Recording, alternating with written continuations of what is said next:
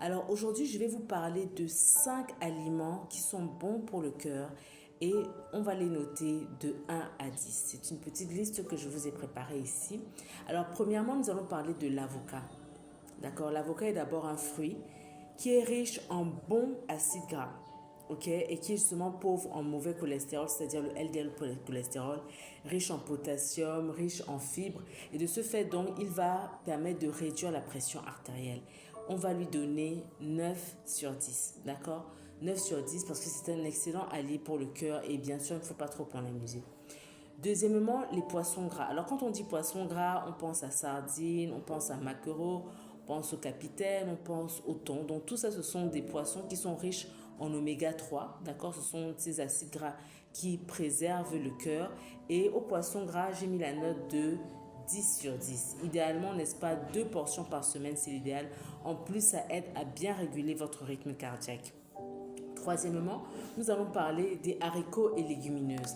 Alors, quand on parle des haricots, c'est-à-dire haricots rouges, haricots verts, haricots blancs, les légumineuses, c'est petits pois, pois chiches, lentilles, voilà. Donc, tout ça, vraiment, vous avez vraiment le choix. Riche en fibres, riche en protéines, pauvre en graisses saturées, d'accord, et permettent justement de stabiliser le sucre et le cholestérol. Alors, pour ce groupe d'aliments, j'ai mis la note de 8 sur 10 parce que c'est vraiment parfait pour remplacer la viande rouge. D'accord? Donc vraiment pour ceux, en plus, si vous regardez un peu les régimes que font les végétariens, généralement, voilà, ils remplacent la viande par ce type d'aliment. Quatrième position, nous mettons les fruits rouges. D'accord, donc tout ce qui est raisin, myrtille, etc.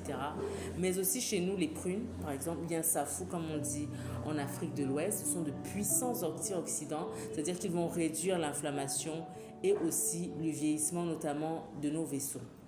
Alors, les fruits rouges, on va mettre la note de 9 sur 10. Ils sont vraiment à la fois délicieux et protecteurs.